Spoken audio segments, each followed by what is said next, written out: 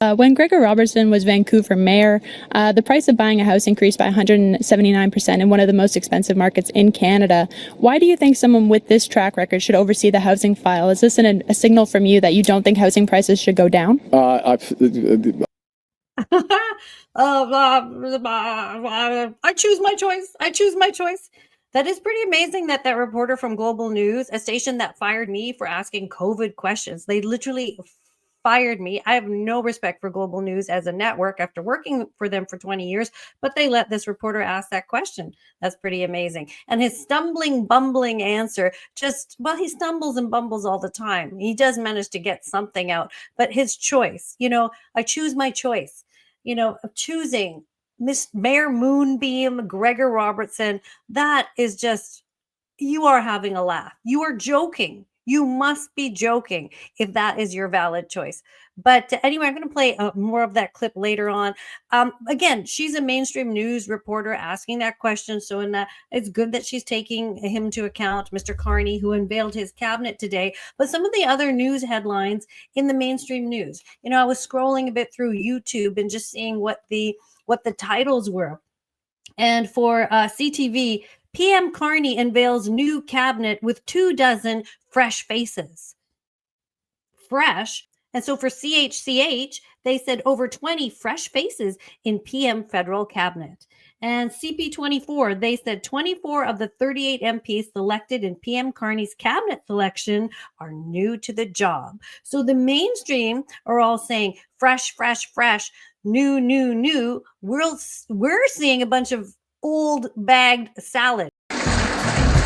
Prime Minister Mark Carney announced his new cabinet Tuesday, introducing fresh faces, keeping some familiar ones, and a focus on revamping Canada-US relations, reducing the cost of living, and addressing public safety. Carney announced 28 ministers and 10 secretaries of state, a revitalized position for junior ministers devoted to specific issues. Several prominent Trudeau-era ministers were kept on. Chrystia Freeland is staying on as transport minister. Sean Fraser, who had walked away from federal politics before changing his mind, is returning as Justice Minister. Stephen Guilbeault from Quebec, the former Environment Minister who drew conservative ire for the federal carbon price and other climate policies, will remain in cabinet as Heritage Minister. Other familiar faces include Dominique LeBlanc, Mélanie Joly, and François-Philippe Champagne. There will be 12 members of cabinet from Toronto and the GTA. 3 of them are from Brampton, an area that the Liberals seem keen not to take for granted. 9 of the 28 cabinet members were elected federally for the first time in April. Former Housing Minister Nate Erskine-Smith is out, as well as longtime minister and former Toronto Police Chief Bill Blair. Other notable exits include former Agriculture Minister Cody Bois and Natural Resources Minister Jonathan Wilkinson.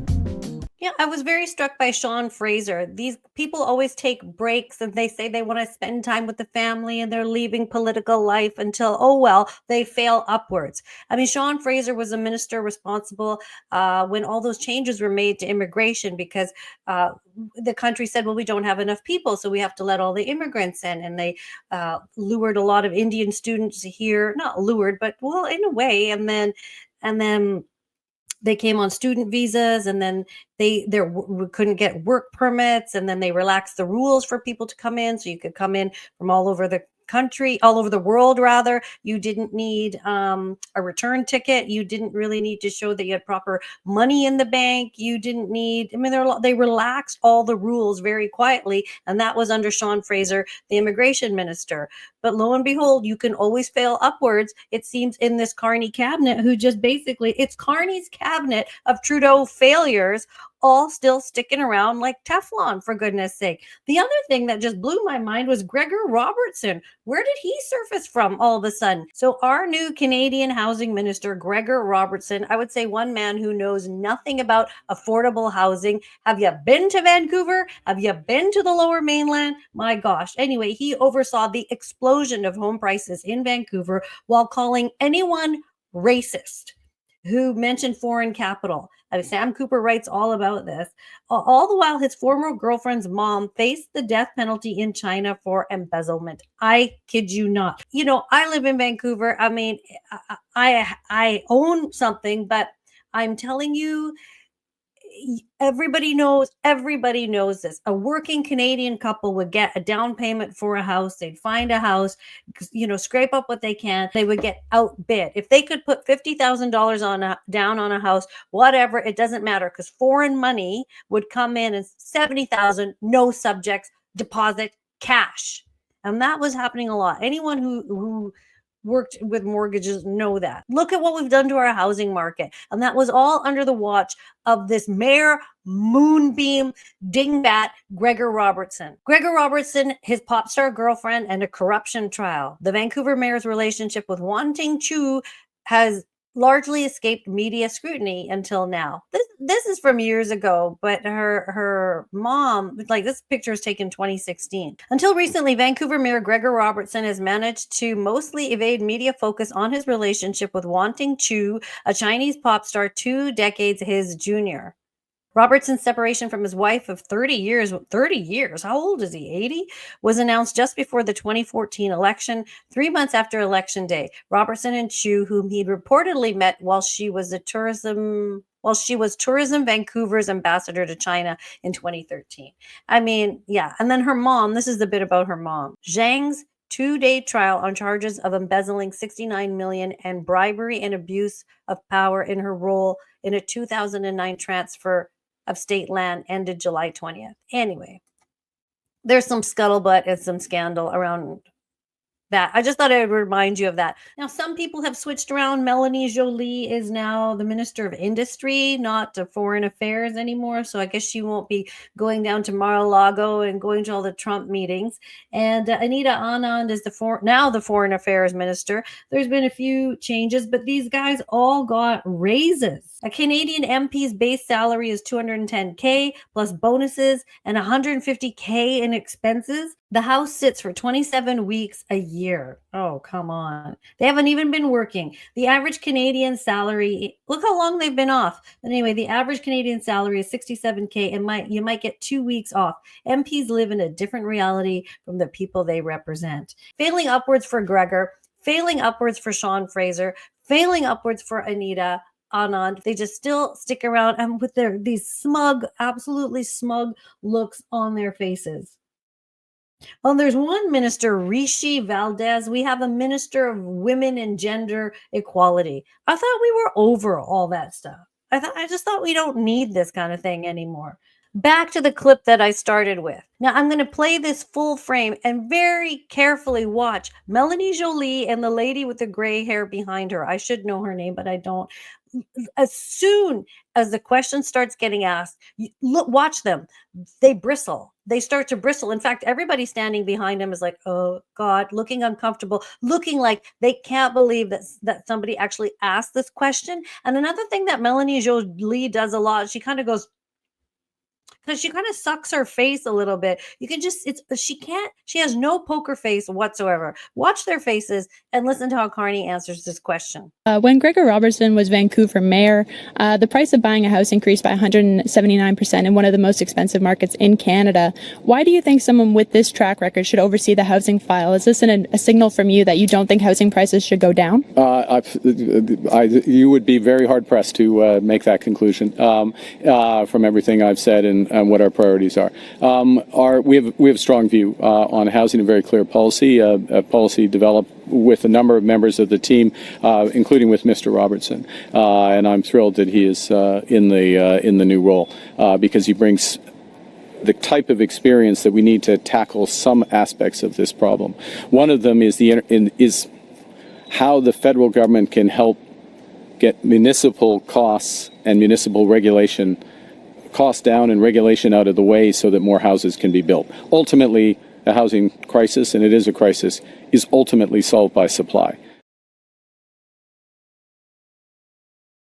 So you got the wrong guy. You got a guy that knows nothing about how to balance and navigate municipal costs against housing costs or whatever. You're hiring this guy. You know, the fact that his career has been resurrected by Carney just shows you, like, do you pick the worst people or the most corrupt people? I mean, this Gregor and his stupid bike lanes all over Vancouver. Not that I have a problem with people riding bikes, but you can barely get your car around going into Vancouver on the Georgia Viaduct, which is the only artery getting into Vancouver, which is like on a tiny peninsula, for God's sake. I mean, it's surrounded by water. And this guy's like, put in a bike lane. You know, whatever, you and your dumbass bikes. This he really was like a fruitcake, Gregor. But let's listen to what Pierre had to say about this. 14 Trudeau ministers are now in Carney's cabinet.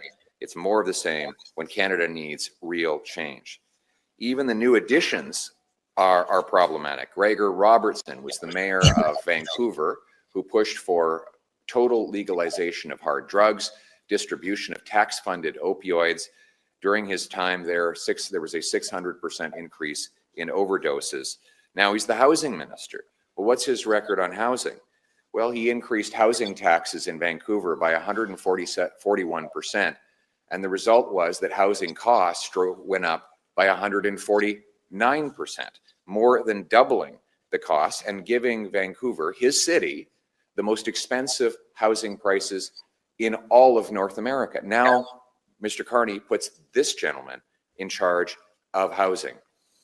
If this is the new blood that Mr. Carney is bringing into the cabinet, then sadly for Canadians, nothing is going to change. Wow, you can say that again. On a side note, it is nice to see Pierre back in sort of fighting form, and I really do commend him. He really, I mean, he's really been through a lot, and it takes a lot to be the leader of the opposition for a political party after going through what he went through. And 8 million people voted for him. Let's not forget that. And that's not a small number of people that wanted to see him as prime minister. And I still resent the fact that Carney, who has no political experience whatsoever, noodled his way in, sidestepped, just sort of, I'm the guy that's going to deal with Trump. And he is not doing anything to save the economy. And I'll tell you a quick story. I work in the daytime in a clinic. I kind of talk about this a lot. And we have one patient that comes in every week, and he builds houses, and he does mortgages, and he's been in real estate for a long time. And he wanted Pierre. I thought he was a liberal, but he changed because he's a businessman. And he was telling me he was building a house. And like lumber is no problem because we have Canadian lumber, so the cost of that was still as it was. But he was building a house, and they were ready to order the garage doors, and he was going to order them in January. But then he didn't know the Trump tariffs were coming, and now they're ready to put in the doors. He's ordered the doors, these steel garage doors, and it's cost him an extra $1,000 in tariffs. And like, it's not good for Canada. Maybe it's great for the States, but it's creating hardship for us. And because he does mortgages also, he's like, people don't have money. Like, people are holding on to their money. The economy is no good. Obviously we're not thriving. And he's like, it's not the same. And, that's just one anecdotal story, which is true, which is completely true. Anecdotes are always have more fact than the newspapers, right? So that's what it's going. I want to see Canada thriving. And I am just nervous that Carney's going to have us all living in shipping containers or some sort of, I don't know, what kind of houses does he sell? He sells some sort of weird sort of structural housing, doesn't he? I don't know what he's going to do. He wants to keep all the oil and coal in the ground. I played you that clip from a story yesterday. You should watch it if you get a chance. He literally is like trying to no fossil fuels, no energy by 2030. Like, how is he going to shape the world, and what is he doing to Canada? I feel like Canada as a country is going to become this guinea pig for the rest of the world, because we're not going to bend over and take it anymore. We're not doing that. Anyway, thank you for watching this video today. Thanks for spending time with me. If you like my channel, please subscribe, give it a little like. It always juices the algorithm, and that helps a lot. Happy to make these videos for you. I'll be back again soon. Let me know what you think about Carney's cabinet. What's to say? It's already the recycled old hash. Thanks for watching. We'll catch you in the next video.